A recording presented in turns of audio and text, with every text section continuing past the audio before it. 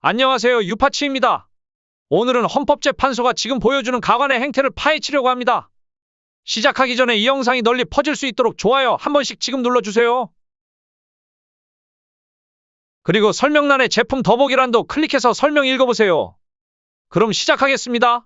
대한민국 최고 사법기관이라는 곳이 헌법을 앞에 두고 스스로 어기겠다고 선언하다니 이건 웃어야 할지 울어야 할지 모르겠습니다. 헌법재판소법 32조의 재판, 소추 또는 범죄 수사가 진행 중인 사건의 기록에 대하여는 송부를 요구할 수 없다 라고 분명히 명시되어 있습니다. 이게 단순한 권고사항도 아니고 헌법 아래의 법률로 만들어진 조항이에요. 그런데 헌재가 이걸 대놓고 어기고도 당당한 태도를 보인다면 이건 뭐 자신들이 헌법 위에 있다는 착각이 아니고 뭡니까? 헌재는 이렇게 말합니다. 우리는 헌법재판소 내부 시행규칙이 있으니 수사 중인 자료도 요청할 수 있다. 이게 말이 된다고 생각하세요? 시행규칙이라는 건 헌법이나 법률의 하위 규정입니다. 시행규칙이 법률보다 우위에 있다고 주장하는 꼴인데 그 논리대로라면 시청 내부 시행규칙에 남의 물건 훔쳐도 된다는 조항을 만들어 놓으면 시청 직원들은 마음껏 도둑질해도 죄가 안 된다는 겁니까? 이게 헌법재판소라니? 법을 지켜야 할 헌재가 법을 대놓고 무시하면서 우리는 우리가 만든 규칙이 있으니 괜찮다 라고 주장하는 건 대한민국 법치주의의 근본을 흔드는 행위입니다. 이건 법을 해석하는 게 아니라 자기들 편의대로 법을 왜곡하고 있는 겁니다.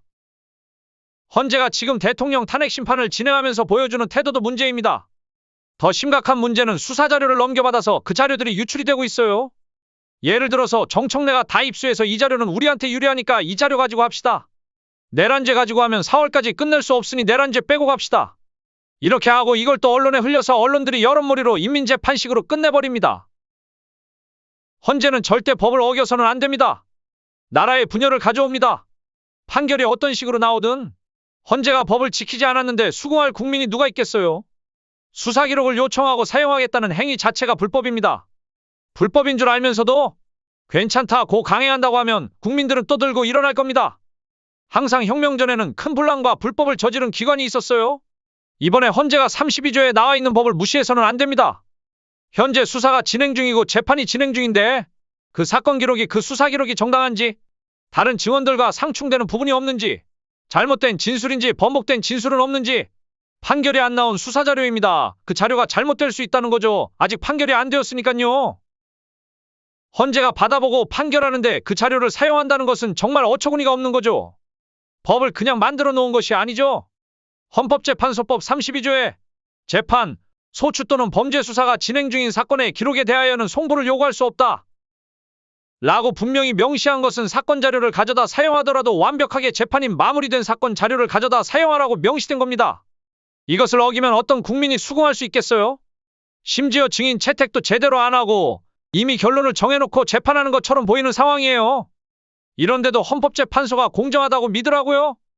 만약 이런 방식으로 재판을 끝내버리면 그 판결이 어떤 결론이든 재판 결과에 대한 국민의 신뢰는 바닥으로 떨어질 겁니다. 국민들이 느낄 좌절감과 분노는 어떻게 감당할 겁니까? 결론적으로 헌법재판소는 자신들의 권위에 걸맞은 공정성과 합법성을 지켜야 합니다.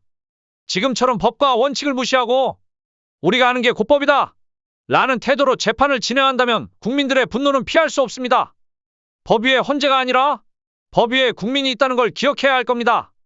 헌재가 스스로를 부정하는 행위를 멈추고 다시 한번 공정하고 올바른 판단을 내릴 수 있길 바랍니다. 오늘의 한마디.